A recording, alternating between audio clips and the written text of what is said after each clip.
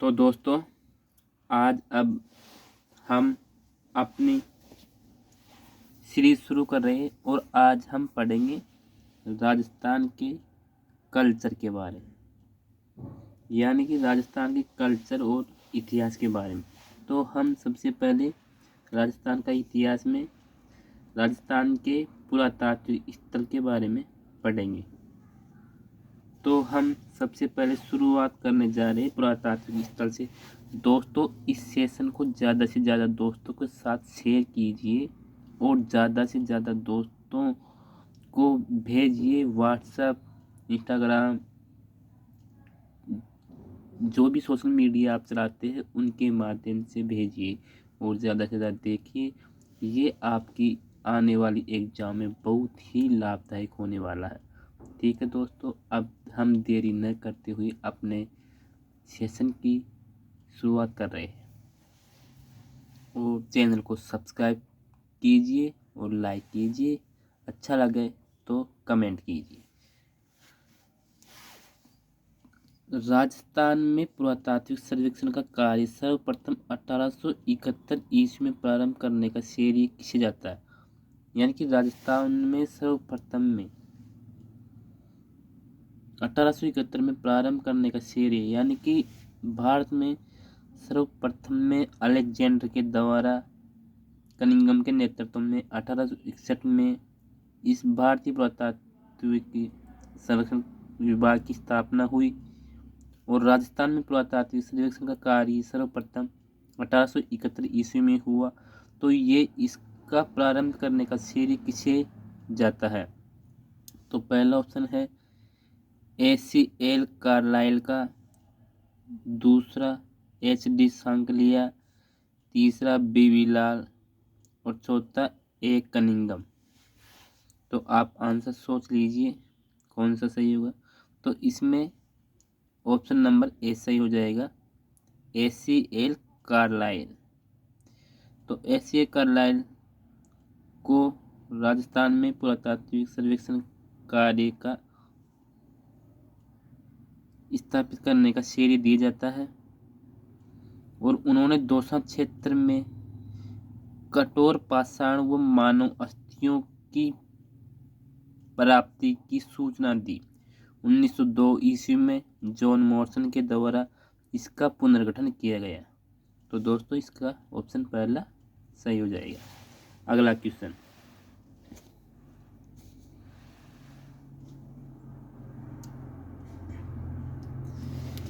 A survey work of ancient sites along the lost Saraswati river किसका कार्य था? यानी कि हमारे जो सरस्वती रिवर नदी विलुप्त हो गई उनके बारे में एक पुस्तक लिखी गई। तो इसको किसका कार्य किया इस पर? तो पहला ऑप्शन है MR मुगल ने, दूसरा ओरेल स्टेन ने, तीसरा हरमन गोइट्स ने, चौथा VN आसोपा ने। तो इसमें ऑप्शन नंबर 2 सही हो जाएगा। ये RS प्री के अंदर 2000 में पूछा गया क्वेश्चन है। तो सरस्वती और दर्शवती नदियाँ घाटियाँ आर्यों की प्राचीन बस्तियों की शरण स्थली रही है। ओरेल स्टेन घग्गर को वैदिक कालीन प्रसिद्ध नदी सरस्वती मानकर ही सर्वेक्षण की उत्कंठा से आए थे। यानी कि ये वैदिक कालीन प्रसिद्ध नदी सरस्वती मानकर ही इनके सर्वेक्षण के लिए आए थे।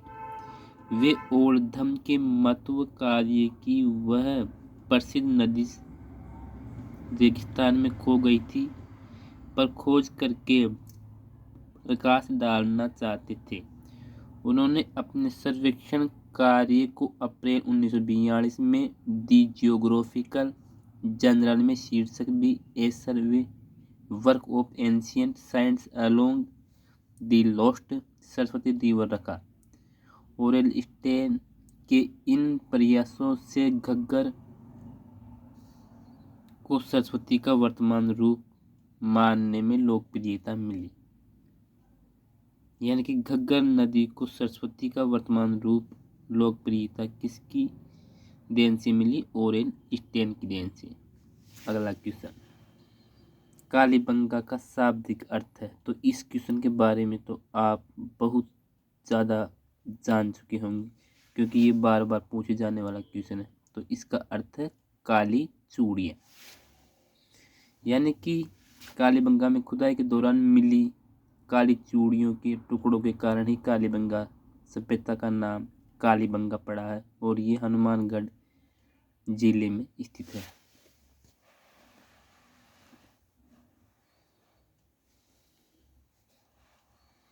अगला क्वेश्चन, कालीबंगा की सभ्यता किस नदी के किनारे फैली हुई है? तो माही नदी, सरस्वती नदी, बेड़ज नदी, आहड़ नदी। सरस्वती नदी ऑप्शन नंबर 2, क्योंकि सरस्वती नदी को ही हम घग्गर नदी कहते हैं और इनकी खोज किसने की? ओरेल स्टेन ने इस पर कार्य किया। तो कालीबंगा ये सरस्वती व दर्शवती नदियों की घाटियों में हड़प्पाकालीन विकसित सभ्यता के अवशेष प्राप्त हुए हैं। इन नदियों का वर्तमान स्वरूप घग्गर नदी है। अगला क्वेश्चन, निम्नलिखित में से कौन सा राजस्थान का कौन सा सेंधव स्थल घग्गर नदी के किनारे स्थित है? यानी कि वह स्थल जो सेंधव, जो पाकिस्तान में सेंधव स्थल घग्गर नदी के किनारे स्थित है, तो वो कौन सा? गिलुंड, आहड़, पीलीबंगा और कालीबंगा। तो सेंधव स्थल घग्गर नदी के किनारे पर स्थित कालीबंगा स्थित है। Option number 4। अगला क्वेश्चन,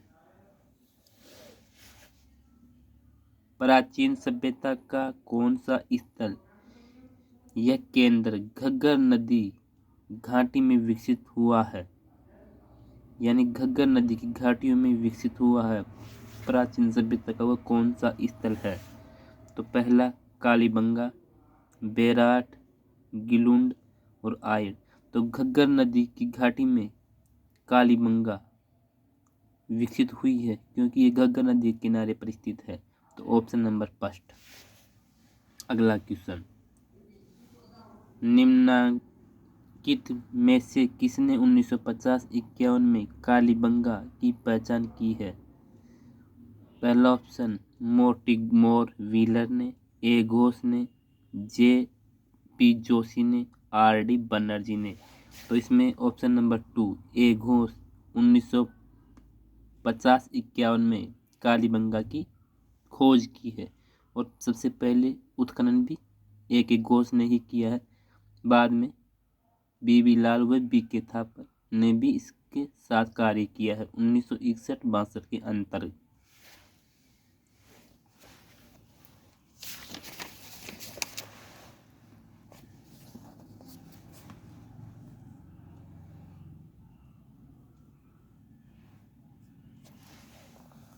कालीबंगा राजस्थान के हनुमानगढ़ जिले मुख्यालय से दक्षिण पश्चिम में स्थित है। इस स्थल की खोज 1950-51 ईस्वी में अमलानंद घोष ने तथा इसका उत्खनन 1961 ईस्वी में बीबी लाल व बी के थापर ने करवाया। अगला क्वेश्चन, कालीबंगा सभ्यता को सर्वप्रथम में प्रकाश में लाने का श्रेय दिया जा सकता है, यानी किसे दिया जा सकता है? पहला ऑप्शन बीबी लाल, दूसरा बी के थापर, तीसरा एम डी खरे, चौथा अमलानंद घोष। तो इसमें ऑप्शन नंबर चौथा सही हो जाएगा। अमलानंद घोष सर्वप्रथम प्रकाश में लाने का श्रेय दिया जा सकता है। दोस्तों, हम इस सीरीज की ज़्यादा व्याख्या न करते हुए जल्दी से समझेंगे क्योंकि अब हमारी रीट की एग्ज़ाम में बहुत ही कम दिन रह गए। तो आप इस के बहाने जल्दी जल्दी उन क्वेश्चनों को दोहरा लें क्योंकि अब ज़्यादा विस्तार से पढ़ने में कोई फ़ायदा नहीं है। तो दोस्तों, जल्दी से जल्दी आप इन क्वेश्चनों को एक बार देख लें, यानी कि जो आपको लंबे समय तक याद रहे। अगला क्वेश्चन, कालीबंगा कहाँ स्थित है? जैसलमेर में, बांसवाड़ा में, हनुमानगढ़ में, बाड़मेर में। दोस्तों, कभी कभी यहाँ पर हनुमानगढ़ भी और श्री गंगानगर आ जाता है, तो इसमें न करके हनुमानगढ़ ही करें क्योंकि जल्दीबाजी में ऐसी गलतियाँ हो जाती है। तो ऑप्शन नंबर 3 हनुमानगढ़। अगला क्वेश्चन, सिंधु घाटी से संबंधित निम्न में से कौन सा स्थल राजस्थान में स्थित है? कोटदीजी, धोलावीरा, कालीबंगा, रोपड़। तो सिंधु घाटी से संबंधित निम्न में से कौन सा स्थल राजस्थान में स्थित है? तो सिंधु घाटी से संबंधित कालीबंगा राजस्थान में स्थित है। ऑप्शन नंबर 3 सही हो जाएगा। हड़प्पा कालीन कालीबंगा शहर कहाँ स्थित है? पाकिस्तान में, हरियाणा में, राजस्थान में, गुजरात में। तो देखो दोस्तों, ये पुलिस एग्जाम कांस्टेबल में 2020 में पूछा गया नवीनतम क्वेश्चनों की। तो राजस्थान में ऑप्शन नंबर 3 सही हो जाएगा। अगला क्वेश्चन, कालीबंगा स्थल हनुमानगढ़ जिला मुख्यालय से किस दिशा में स्थित है? तो देखो, इस प्रकार क्वेश्चन पूछे जाने लगे कि किस दिशा में स्थित है। तो उत्तर पूर्व में, उत्तर पश्चिम में, दक्षिण पश्चिम में, दक्षिण पूर्व में। तो इसमें ऑप्शन नंबर 3 हो जाएगा, दक्षिण पश्चिम में। अगला क्वेश्चन, निम्न में से कौन सा शब्द युग्म सही नहीं है? यानी कि मिलान करेंगे, कौन से उत्खनन क्षेत्र से कौन सा जिला सम्मिलित नहीं है? तो कालीबंगा, श्रीगंगानगर, सुनारी, झुंझुनू, आहड़, उदयपुर, गेणेश्वर, सीकर। तो देख लो दोस्तों, यहाँ हनुमानगढ़ होकर होना चाहिए था, लेकिन श्रीगंगानगर। जल्दीबाजी में इस क्वेश्चन को आप सही कर सकते हैं। तो क्वेश्चनों को बार बार पढ़े और उनका उत्तर सोच समझ कर दे। 2 बार पढ़ ले अगर क्वेश्चन समझ में नहीं आए तो कालीबंगा, श्रीगंगानगर ऑप्शन नंबर 5 गलत है, जबकि सुनारी झुंझुनू है, आहड़ उदयपुर है, गेणेश्वर सीकर है। अगला क्वेश्चन, पुरातात्विक स्थल जिला में से सम्मिलित नहीं है। वैसा ही क्वेश्चन फिर आ गया है। कालीबंगा, चूरू, गेणेश्वर, सीकर, आहड़, उदयपुर, बेराट, जयपुर। इसमें भी कालीबंगा के स्थान पर चूरू दे दिया गया है, जबकि हनुमानगढ़ होना चाहिए। ऑप्शन नंबर 5 गलत है। अगला क्वेश्चन, निम्नलिखित में से किस स्थान पर राजस्थान में सबसे प्राचीन सभ्यता के अवशेष पाए गए? यानी कि राजस्थान में सबसे प्राचीन सभ्यता के अवशेष कहाँ मिले हैं?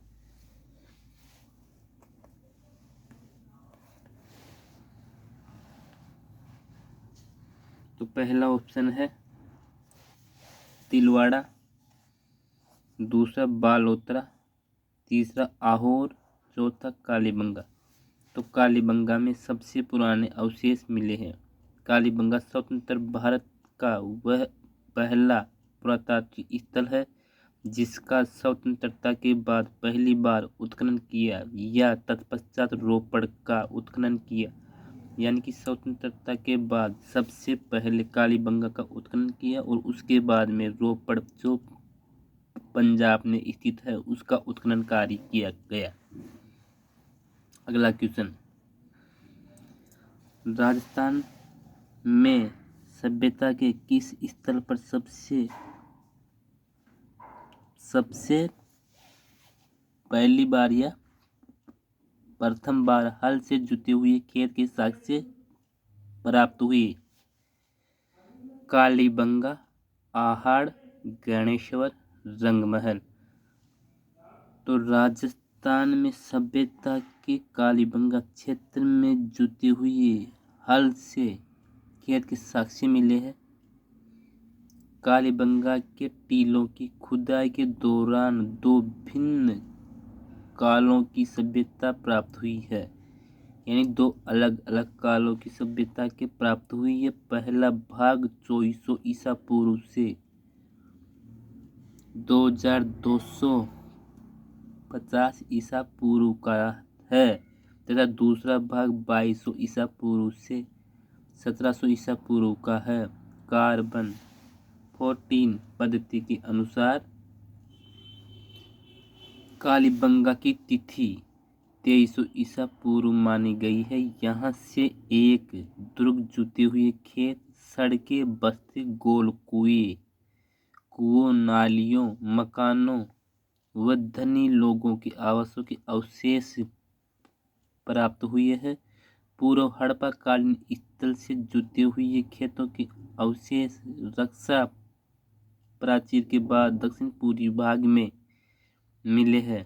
यानी कि दक्षिण पूर्वी भाग में पूर्व हड़प्पा कालीन स्थल से जुटे हुए खेत के अवशेष मिले हैं, जबकि दक्षिण हनुमानगढ़ के दक्षिण पश्चिम में कालीबंगा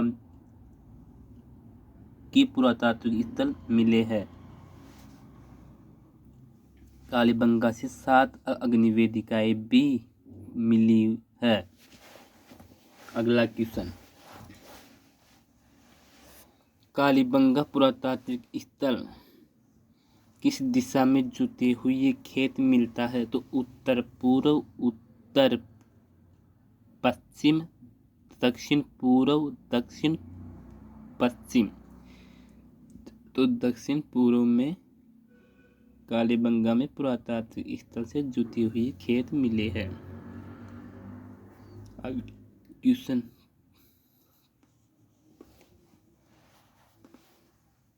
प्राचीनतम जुटे हुए खेत के पुरातात्विक अवशेष किस सांस्कृतिक स्तर से प्राप्त हुए हैं?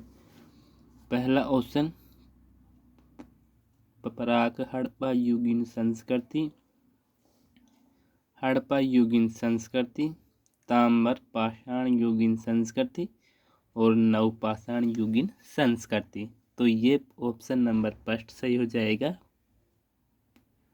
पराक हड़प्पा युगीन संस्कृति।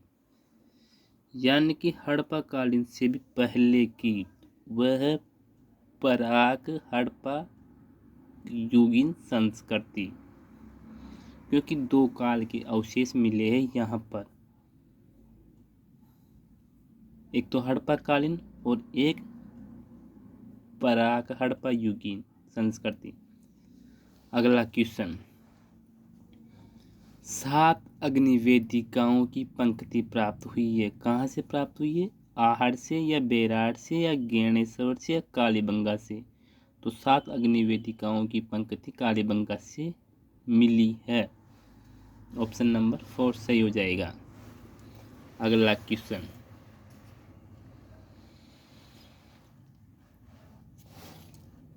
कालीबंगा क्षेत्र से कितनी अग्निवेदिकाएं प्राप्त हुई? अब ये क्वेश्चन फिर घूम फिर कर आ गया कि अब कितनी अग्निवेदिकाएं प्राप्त हुई है। तो अभी हमने पढ़ा था 5 प्राप्त हुई है, या 7 या 8 या 9। तो 7 अग्निवेदिकाएं कालीबंगा से प्राप्त हुई है। अगला क्वेश्चन, निम्नलिखित में से कौन सा काल कालीबंगा सभ्यता से संबंधित है?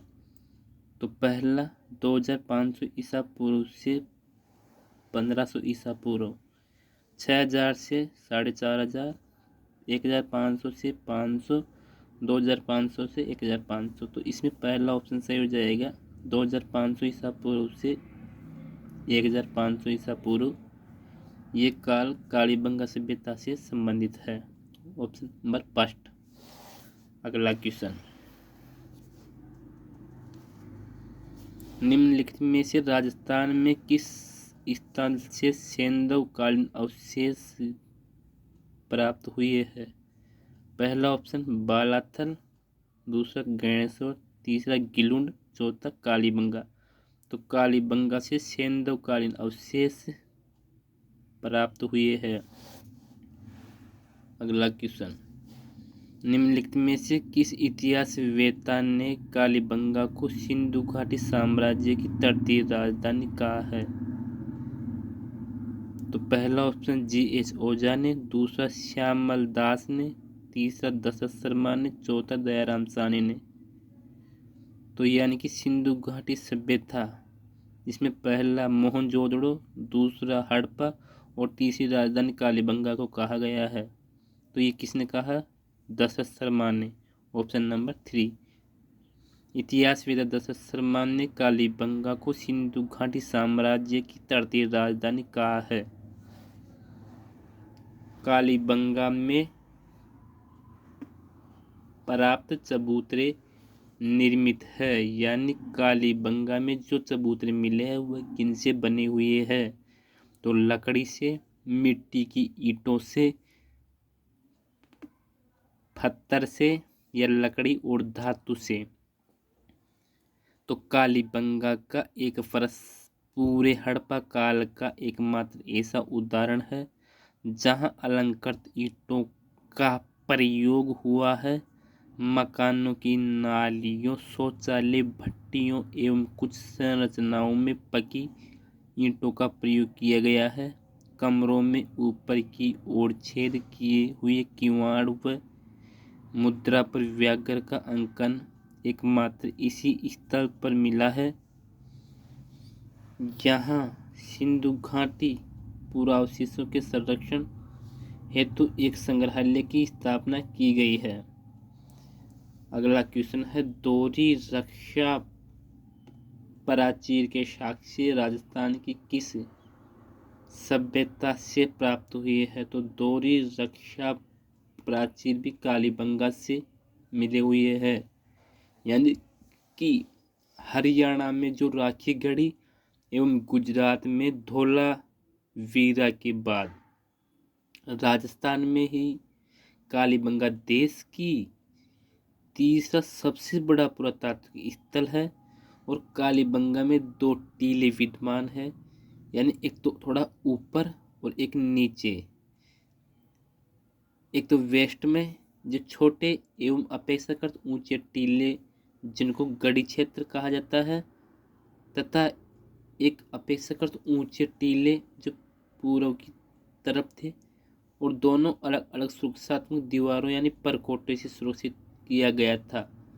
दुर्ग क्षेत्र का ऐसा द्विभागीकरण किसी अन्य सैंधव स्थल पर नहीं मिला है जो कालीबंगा में मिला है। इस काल के लोगों ने समचतुर्भुजाकार रक्षा प्राचीर के अंदर अपने आवासों का निर्माण किया है। इस सुरक्षा प्राचीर को 2 चरणों में बनाने के प्रमाण मिले हैं। रक्षा प्राचीर के अंदर बाहर दोनों ओर से मिट्टी की लेप किया गया है। अगला क्वेश्चन,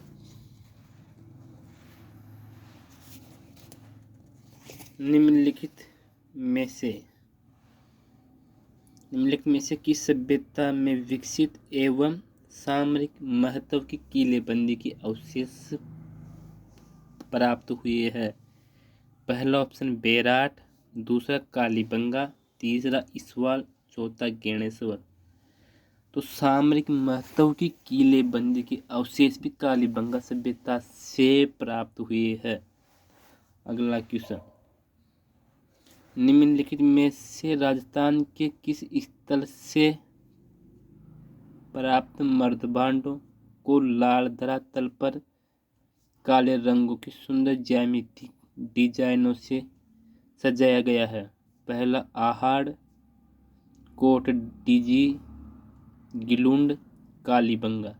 तो ऑप्शन नंबर 4 कालीबंगा में लाल धरातल पर काले रंगों की सुंदर ज्यामिति डिजाइन से सजाया गया है। अगला क्वेश्चन, यानी कालीबंगा से प्राप्त हड़प्पाकालीन मर्दभांडों को उनके आकार, बनावट और मुख्यतः उनके रंग के आधार पर 6 उपभागों में विभाजित किया गया है। अलंकरण के लिए धरातल पर काले रंग का ज्यामितीय पशु पक्षी का चित्रण बहुतायत से मिलता है। अगला क्वेश्चन, कालीबंगा से हड़प्पा पूर्व की सभ्यता के मिलते जुलते अवशेष पाकिस्तान में किस सभ्यता या किस स्थान से मिले हैं? पहला सुत का गेंडोर, दूसरा लाहौर, तीसरा कोट दिजी, चौथा मोंटगोमरी। तो ऑप्शन नंबर 3 कोट दिजी के अवशेष और कालीबंगा के अवशेष मिलते जुलते हैं।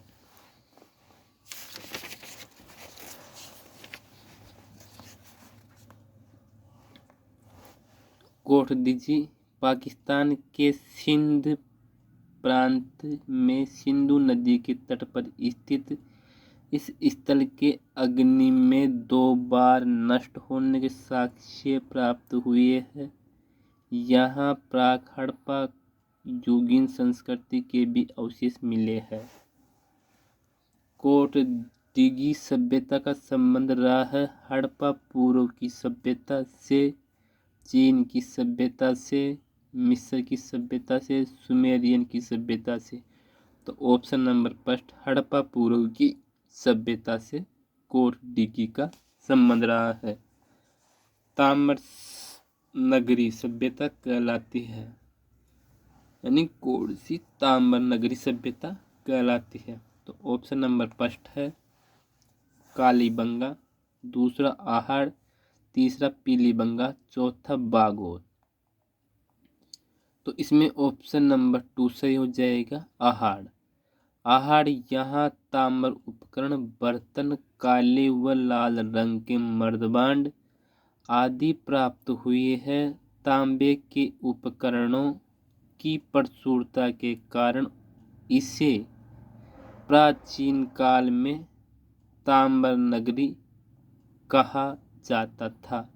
आहड़ के विशिष्ट आकृति के बर्तनों को ब्लैक एंड रेड वेयर कहा जाता है। निम्न में से किस स्थल को ताम्रवती नगरी के नाम से भी जाना जाता था?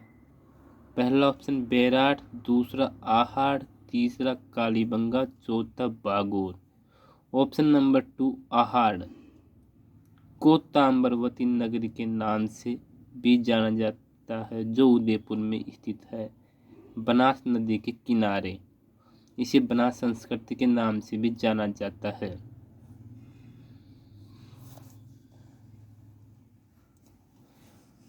निम्न में से राजस्थान की ताम्र युगीन सभ्यता में सबसे प्रमुख सभ्यता कौन सी है?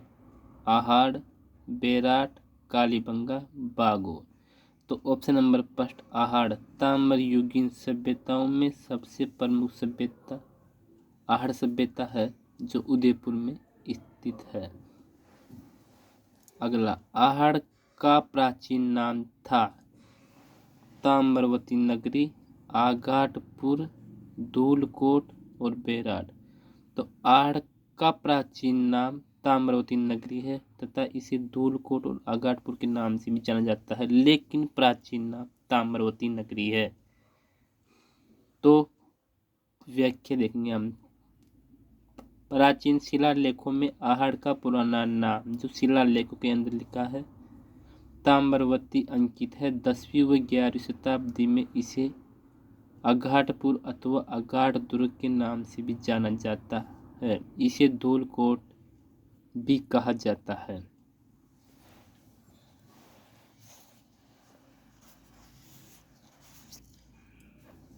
निम्नलिखित में से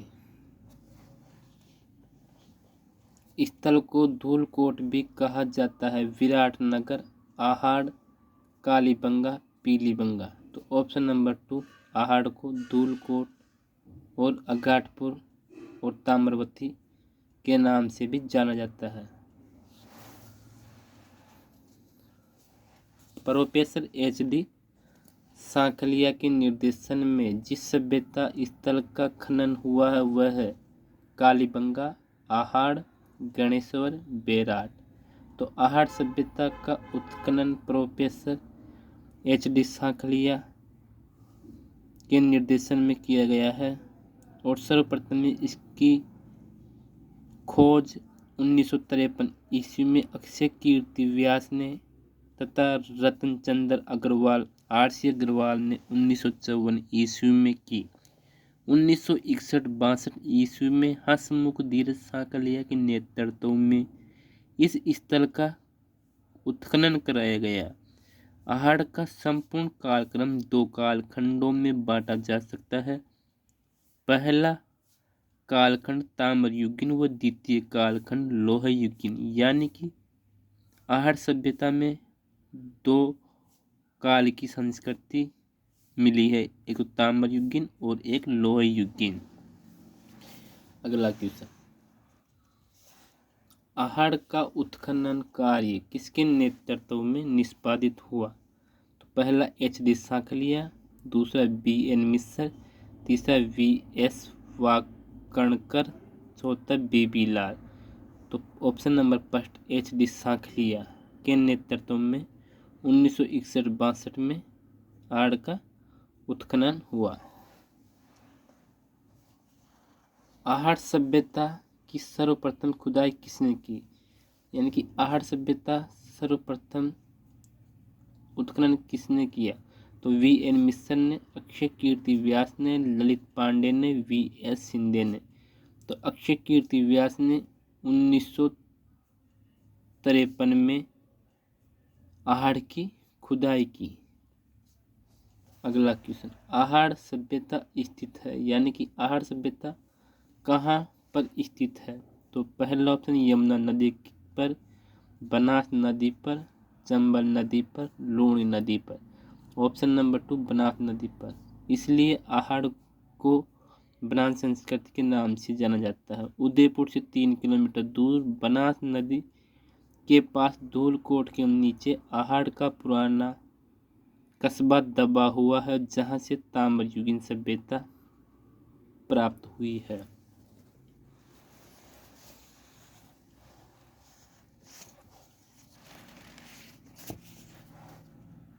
किस संस्कृति से जुड़े स्थल के रूप से बनास तथा उसकी सहायक नदियों की घाटियों में प्राप्त हुए है? पहला ऑप्शन है गणेश्वर संस्कृति, दूसरा है लोह युगीन संस्कृति, तीसरा आहड़ संस्कृति, चौथा हड़प्पा संस्कृति। ऑप्शन नंबर थर्ड आहड़ संस्कृति से जुड़े हुए स्थल प्रमुख रूप से बनास तथा उसकी सहायक नदियों की घाटियों में प्राप्त हुए हैं। आहड़ संस्कृति उदयपुर में स्थित है और यह संस्कृति से दो काल के अवशेष मिले हैं, लोह युगीन और ताम्र युगीन। सर्वप्रथम में अक्षय कीर्ति व्यास ने इसका उत्खनन किया है 1953 में। उसके बाद में RC अग्रवाल 1954 में और बाद में HD सांकलिया यानी धीरजमुख सांकलिया ने उत्खनन किया है। अगला क्वेश्चन, निम्नलिखित में से किस जिले से आहड़ संस्कृति के अवशेष मिले हैं? चित्तौड़ से, बांसवाड़ा से, उदयपुर से, राजसमंद से। तो उदयपुर से आहड़ संस्कृति के अवशेष मिले हैं, जो बनास नदी से 3-4 किलोमीटर दूर स्थित है और इसे धूलकोट के नाम से और अगाटपुर के नाम से जाना जाता है। पुराचीन शिलालेखों में इसे ताम्रवती नाम अंकित मिला है। बनास संस्कृति निम्नलिखित में से संबंधित है? बैराट से, कालीबंगा से, गणेश्वर से, आहड़ से। तो बनास संस्कृति आहड़ संस्कृति से संबंधित है। 4000 वर्ष पुरानी सभ्यता के पुरातात्विक अवशेष उदयपुर के समीप एक गांव में पाया है। वह गांव है आहड़ देलवाड़ा एकलिंगजी जगत। तो वह आहड़ है। इन 4000 वर्ष पुरानी सभ्यता के पुरातात्विक अवशेष उदयपुर के समीप आहड़ से मिले हैं। डॉक्टर गोपीनाथ शर्मा ने आहड़ सभ्यता का समृद्धकाल 1900 ईसा पूर्व से 1200 ईसा पूर्व तक का माना है। अगला क्वेश्चन, कौन सी फसल का उत्पादन आहड़ में नहीं होता था? पहला गेहूं, बाजरा, चावल, जौ। तो इसमें कौन सा है जो नहीं होता था? तो इसमें ऑप्शन नंबर 2 बाजरा सही हो जाएगा, क्योंकि गेहूं, ज्वार और चावल के तो वहाँ पर भूसे और इनके कुछ अवशेष मिले हैं, इसलिए बोर्ड ने इस क्वेश्चन को, क्योंकि इसमें चावल और बाजरा दोनों दे दिया था। जबकि इसमें सही बाजरा होना चाहिए था। अगला क्वेश्चन, आहार सभ्यता के लोग किस खाद्य पदार्थों से अच्छी प्रकार से परिचित थे? गेहूं, चावल, मक्का, बाजरा।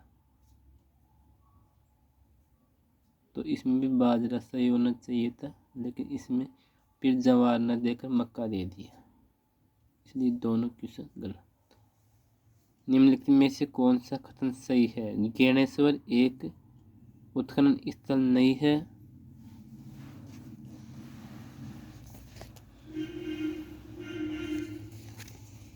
बैराट एक ग्राम्य संस्कृति केंद्र था। कालीबंगा लौह युग संस्कृति का एक उदाहरण था। आहड़वासियों का महत्वपूर्ण व्यवसाय अयस्क तांबे का गलान तथा ताम्रवती बनाने था। तो इसमें कौन सा सही है? तो ऑप्शन नंबर चौथा सही है, यानी कि आहड़वासियों का महत्वपूर्ण व्यवसाय अयस्क तांबे का गलाना तथा ताम्रवती बनाना था, क्योंकि वहां से तांबे की भट्टियां मिली है। तो आहड़ ताम्र धातु कर्मी थे। यहाँ ताम्र उपकरण, बर्तन, काले व लाल रंग के मर्दबान आदि प्राप्त हुए हैं। आहड़वासियों का महत्वपूर्ण व्यवसाय अयस्क तांबे का गलाना तथा ताम्रवती बनाना था। आहड़ सभ्यता से प्राप्त उपकरण मुख्य निर्मित थे, यानी कि जो आहड़ सभ्यता से उपकरण मिले हैं वो किनसे निर्मित थे? तांबे से, पत्थर से, लोहे से, लकड़ी से। तो ऑप्शन नंबर फर्स्ट तांबे से निर्मित थे। इसमें हम देखेंगे कि कौन सा क्वेश्चन आहार के विषय में निम्नलिखित कथनों में से कौन सा कथन असत्य है, यानी कौन सा कथन गलत है। तो आहार के उत्खनन से मानव जीवन के विभिन्न चरणों पर प्रकाश पड़ता है। तो ये सही है, क्योंकि वहाँ दो काल के अवशेष मिले हैं, ताम्र युगीन और लौह युगीन। आवासीय भवनों की नींव ईंटों की होती थी, क्योंकि यहाँ पर ग्रामीण संस्कृति थी। तो यहाँ पर आवास की भवनों की नींव ईंटों से होती थी। मिट्टी अथवा कच्ची ईंटों से निर्मित भवन अब उपलब्ध नहीं है। तो ये गलत है, क्योंकि मिट्टी व कच्ची ईंटों से निर्मित भवन अभी भी कुछ कुछ उपलब्ध है। आहड़वासी दीवारों एवं नींव को मजबूत एवं सौंदर्य युक्त बनाने हेतु मिट्टी में क्वार्ट्ज के टुकड़े एवं चिप्स के सम्मिश्रण का प्रयोग करते थे। तो ये भी सही है, तो इसमें ऑप्शन नंबर थर्ड सही हो जाएगा।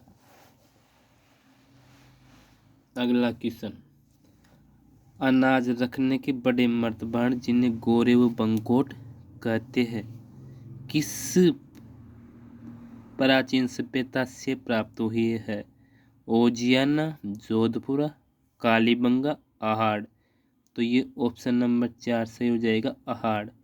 यानी कि आहाड़ से अनाज रखने के बड़े मर्दबांड मिले हैं, जिन्हें स्थानीय भाषा में गोरे व बंकोट कहा जाता है। आहाड़ के विशिष्ट आकृति के बर्तनों को ब्लैक एंड रेड वेयर व काले व लाल रंग के मर्दबांड कहा जाता है। आहाड़ के आवासीय भवन ईंटों से निर्मित थे। तांबे के उपकरणों की प्रचुरता के कारण इसे प्राचीन काल में ताम्रवती कहा गया है। अगला क्वेश्चन देखेंगे,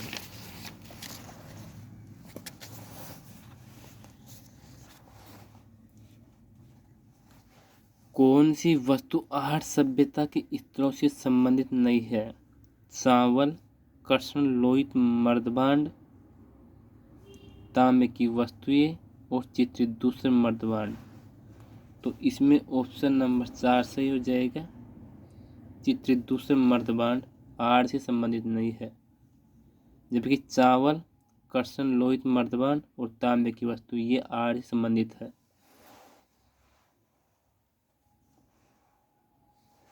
लाल काले मर्दबांड वाली संस्कृति का प्रमुख केंद्र था कालीबंगा, आहाड़, बालाथल, बागोर। तो आहाड़ लाल काले मर्दबांड वाली संस्कृति का प्रमुख केंद्र था। आहार संस्कृति के लोग निम्नलिखित में से किस धातु से परिचित नहीं थे?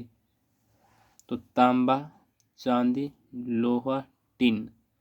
तो आहारवासी तांबे और लोहे के तो वहाँ अवशेष मिले, वह टिन से परिचित थे, लेकिन चांदी के अवशेष वहाँ न मिले और न ही परिचित। तो आहारवासी तांबे के साथ लोहे के उपकरण का भी प्रयोग करते थे। अगला क्वेश्चन, आहार के उत्खनन से प्राप्त कौन सी सामग्री बाह्य संपर्कों का संकेत देती है? तो ताम्र उपकरण, सेल खड़ी, लेपिस लाजुली, टेराकोटा के मनके। तो ऑप्शन नंबर 3 लेपिस लाजुली आहार के उत्खनन से बाह्य संपर्क का संकेत देती है।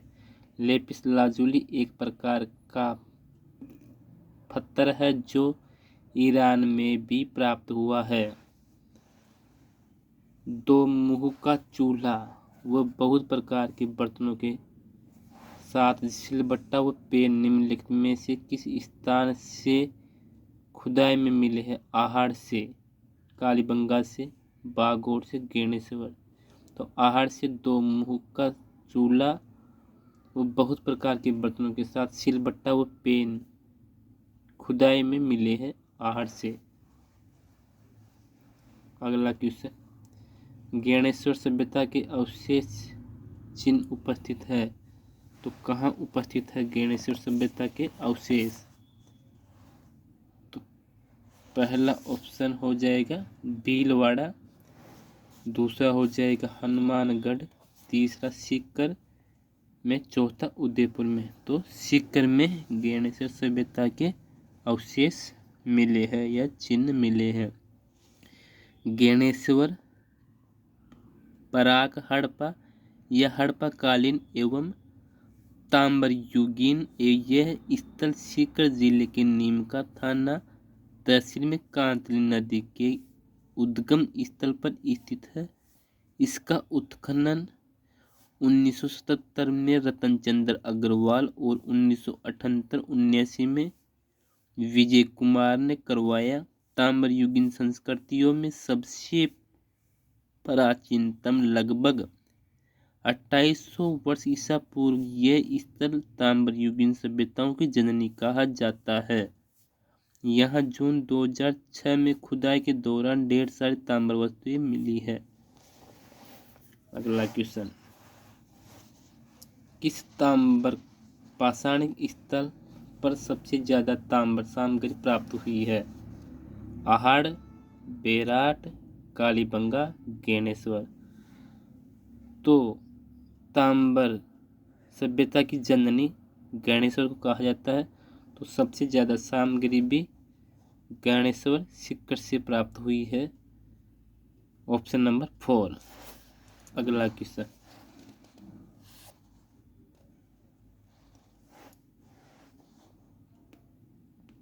प्राचीन ज्ञानेश्वर सभ्यता के अवशेष प्राप्त हुए हैं नीमका थाना से, श्री गंगानगर से, पलसाना से, रींगस से। तो ऑप्शन नंबर 1 नीमका थाना सीकर से प्राचीन ज्ञानेश्वर सभ्यता के अवशेष मिले हैं। इसे ताम्रयुगीन सभ्यता की जननी कहा जाता है और 1977 में रतनचंद्र अग्रवाल ने इसका उत्खनन किया और 1978-79 में विजय कुमार ने करवाया।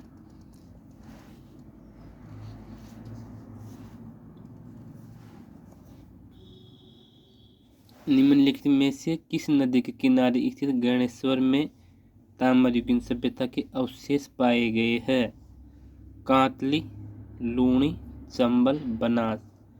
तो ऑप्शन नंबर 1 कांतली नदी सीकर, झुंझुनू और चूरू इन तीनों जिलों में बहती है और चूरू के अंत तक तो ये विलुप्त हो जाती है, यानी कि सीकर और झुंझुनू में बहती है 100 किलोमीटर के दायरे में। और इस पर ज्ञानेश्वर सभ्यता फैली हुई है जो नीमका थाना सीकर में स्थित है। अगला क्वेश्चन, बेराट में किस सभ्यता के अवशेष प्राप्त हुए हैं? वैदिक सभ्यता के, सरस्वती घाटी सभ्यता के, बनास सभ्यता के, मौर्यकालीन सभ्यता के। तो बेराट में सिंधु घाटी सभ्यता के, प्रागैतिहासिक काल के, समकालीन, इस स्थल में मौर्यकालीन अशोक के शिलालेख एवं मध्यकालीन अवशेष प्राप्त हुए हैं। इसके उत्खनन में 36 मुद्राएं मिली है, जिनमें 8 चांदी की पंचमारक मुद्राएं व 28 इंडो-ग्रीक, जिसमें 16 मुद्राएं राजा मिनेंडर की मुद्राएं है। अगला क्वेश्चन,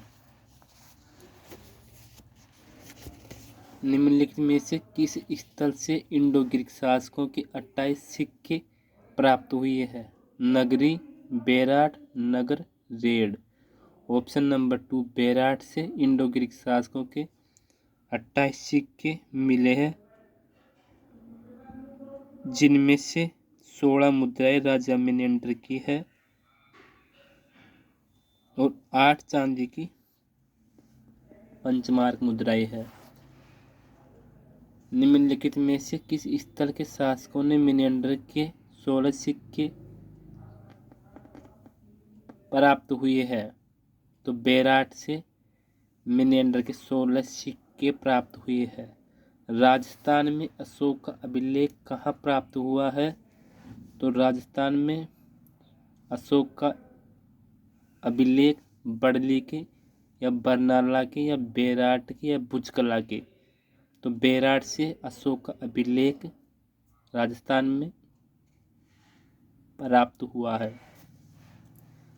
अगला क्वेश्चन, मौर्य सभ्यता के प्रमाण निम्नलिखित में से किस स्थान पर उपलब्ध है? पहला आहाड़, दूसरा बेराट, तीसरा पिपाड़, चौथा दुनाड़ा।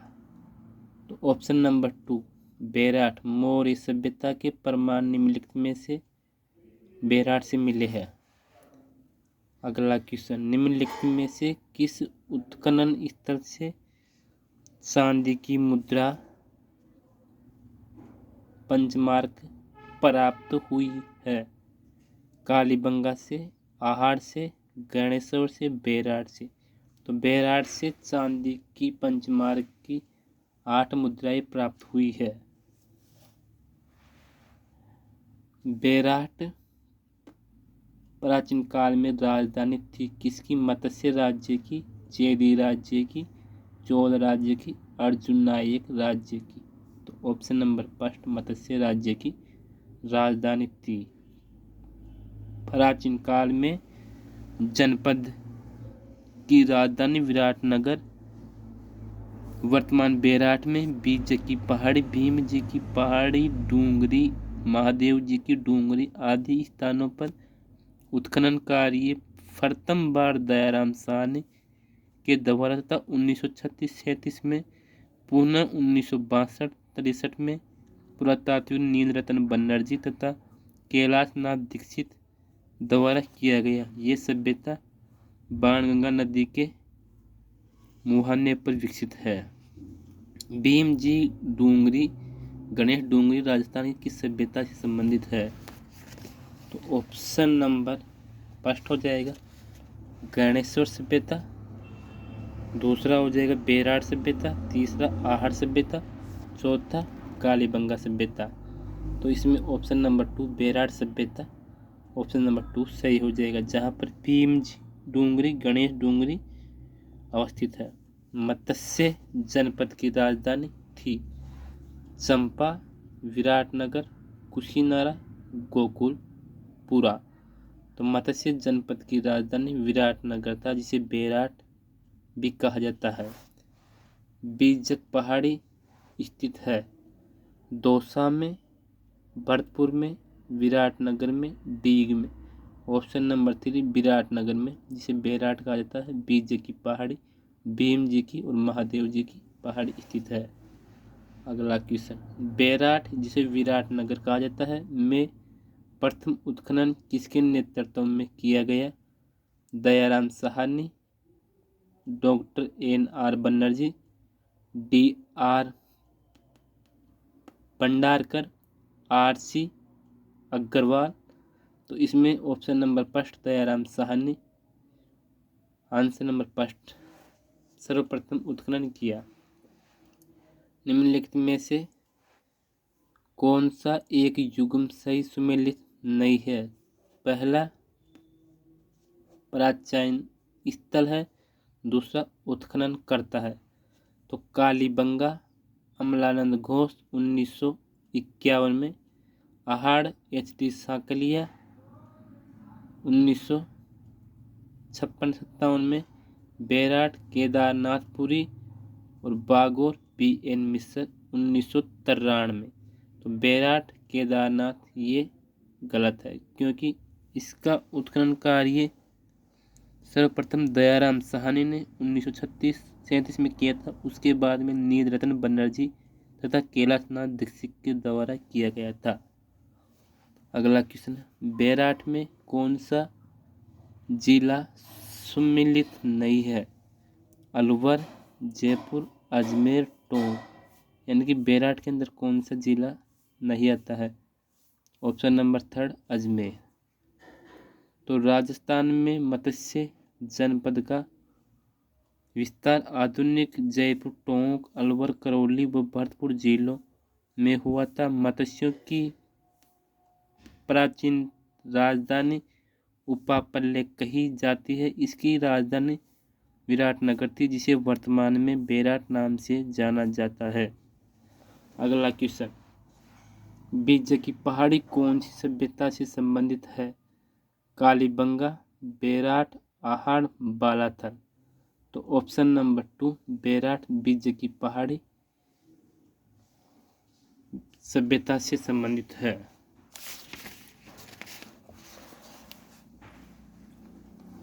बैराट सभ्यता बीज की पहाड़ी पर 1837 ईस्वी में कैप्टन बर्ट द्वारा यहाँ बाबरू शिलालेख की खोज की गई है, जिसके नीचे ब्राह्मी लिपि में बुद्ध दम्भ शंख 3 शब्द लिखे हुए हैं, जिसे वर्तमान में कोलकाता संग्रहालय में रखा गया है। यहाँ पर 1999 बीज की पहाड़ी से बौद्ध मंदिर, भारत में सर्वप्रथम मंदिर के अवशेष यहीं से प्राप्त हुए हैं। सन 1837 ईस्वी में बीज पहाड़ी बैराट स्थित अशोक के शिलालेखों को किसने खोजा? Captain Burt, Colonel James Tod, Captain Hawkins, R.C. Agrawal. तो कैप्टन बर्ट 1837 में बीज पहाड़ी से अशोक के शिलालेख की खोज की। अगला, निम्नलिखित में से कौन सा एक महाजनपद राजस्थान में स्थित था? अंग, मत्स्य, अवंती, चेदी। तो ऑप्शन नंबर 2 मत्स्य, जिसकी राजधानी विराटनगर या बैराटनगर था, राजस्थान में अवस्थित था। अगला, राजस्थान में बौद्ध संस्कृति के अवशेष कहाँ मिले हैं? गोसुंडा, ओसिया, नागदा और बैराट। तो ऑप्शन नंबर 4 बैराट में बौद्ध संस्कृति के अवशेष मिले हैं।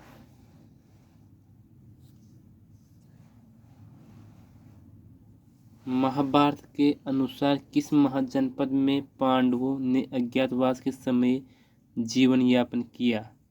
पहला ऑप्शन कुरु, दूसरा कौशल, तीसरा मल, चौथा अतंस। ये क्वेश्चन राजस्थान पुलिस कांस्टेबल 2020 में पूछा गया है, तो इसमें ऑप्शन नंबर चौथा अतस्य हो जाएगा। प्राचीन काल में विराटनगर नाम से प्रसिद्ध बैराट स्थल की खुदाई में एक गोल बौद्ध मंदिर के अवशेष, मर्दपात्र पर रत्न व स्वास्तिक अलंकार आदि प्राप्त हुए हैं। यह अपने ढंग का अकेला शिलालेख है, जिसमें अशोक ने 7 बौद्ध पुस्तकों के नाम बताए हैं। ऐसा माना जाता है कि यहाँ स्थित भीम की डूंगरी पांडुहिल के पास पांडवों ने अपने अज्ञातवास का 1 वर्ष व्यतीत किया था। महाभारत काल के अवशेष कहाँ पर मिले हैं? अलवर के निकट बैराट व भरतपुर के निकट नौहर में, तो ऑप्शन नंबर यही फर्स्ट सही हो जाएगा, क्योंकि अलवर के निकट बेराट व भरतपुर के निकट नोह में महाभारत काल के अवशेष मिले हैं। अगला क्वेश्चन,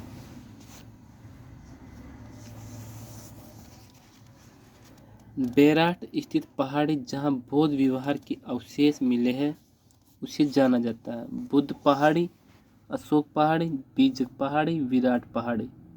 तो बेराट में स्थित जहां बौद्ध विहार के अवशेष मिले हैं उसे बीजक पहाड़ी के नाम से जाना जाता है। किस पुरा स्थल पर चित्रित शैलाश्रय प्राप्त हुए हैं? तो बेराट, कालीबंगा, आहड़, बनावली। तो बेराट से पुरा स्थल पर चित्रित शैलाश्रय प्राप्त हुए हैं। वर्ष 1990 में बेराट के आसपास की पहाड़ियों में स्थित शैलाश्रयों में अनेक शैल चित्र खोजे गए हैं। शताधिक शैलाश्रय यानी 700 से अधिक शैलाश्रयों में लाल व अन्य रंगों में किया गया रेखांकन प्राप्त हुआ है। गिलुंड किस नदी के किनारे पर स्थित है? बनास, कोठारी, खारी, कांतली। तो ऑप्शन नंबर फर्स्ट बनास सही हो जाएगा। गिलुंड बनास नदी पर स्थित है। गिलुंड राजसमंद जिले में बनास नदी के तट से कुछ दूरी पर स्थित नवपाषाण कालीन पुरातात्विक स्थल गिलुंड में पुरातात्विक टीले का उत्खनन श्री बी लाल द्वारा 1957-58 में करवाया गया। यह स्थल आहड़ सभ्यता स्थल से लगभग 30 किलोमीटर दूरी पर स्थित है। यहाँ भी आहड़ युगीन सभ्यता का प्रसार था। यहाँ चूने के प्लास्टर एवं कच्ची दीवारों का प्रयोग होता था। गिलुंड में काले एवं लाल रंग के मर्दबान मिले हैं। आहड़ में पक्की ईंटों के प्रयोग के साक्ष्य नहीं मिले हैं, जबकि गिलुंड में पक्की ईंटों का प्रयोग बहुतायत से हुआ है। अगला क्वेश्चन, पुरातात्विक स्थल गिलुंड संबंध है ताम्र पाषाणिक संस्कृति से, मध्य पाषाणिक संस्कृति से, नव पाषाणिक संस्कृति से, पुरा पाषाणिक संस्कृति से। तो गिलुंड नव पाषाणिक संस्कृति से संबंधित है।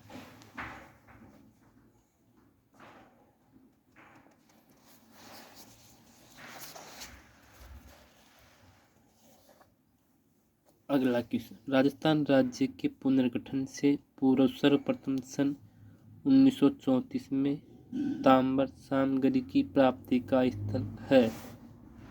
परबत्स तहसील का वह कौन सा गांव है? तो option number first Kinsariya, Kurada, कितलसर और कालटेड़ा। तो ऑप्शन नंबर 2 कुराड़ा सही हो जाएगा।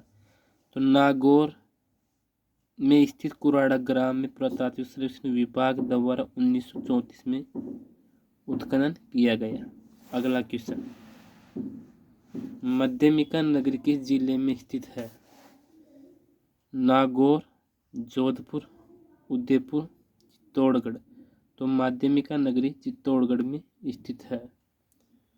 तो माध्यमिका वर्तमान नाम नगरी चित्तौड़गढ़ से 13 किलोमीटर दूर स्थित यह नगर बौद्ध एवं वैष्णव मूर्तियों के लिए प्रसिद्ध है। यहाँ गुप्तकालीन कला के अवशेष मिले हैं, जिनका उत्खनन सर्वप्रथम 1904 में डॉक्टर भंडारकर तथा कालांतर में 1962 में केंद्रीय पुरातत्व विभाग द्वारा किया गया है।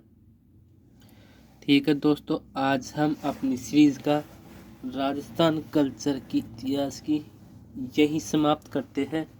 और दोस्तों, इस सेशन को ज़्यादा से ज़्यादा अपने दोस्तों के साथ शेयर कीजिए, क्योंकि दोस्तों इन सेशन या इस वीडियो को बनाने में बहुत ज़्यादा मेहनत लगती है। तो इन वीडियो का आप पूरा उपयोग करें। और मैं आपसे यही विनती करता हूँ कि आपकी एग्ज़ाम बढ़िया जाए, पेपर अच्छा करें और अब ज़्यादा ऊपर टेंशन ना लें। और पढ़ते रहें। ओके दोस्त।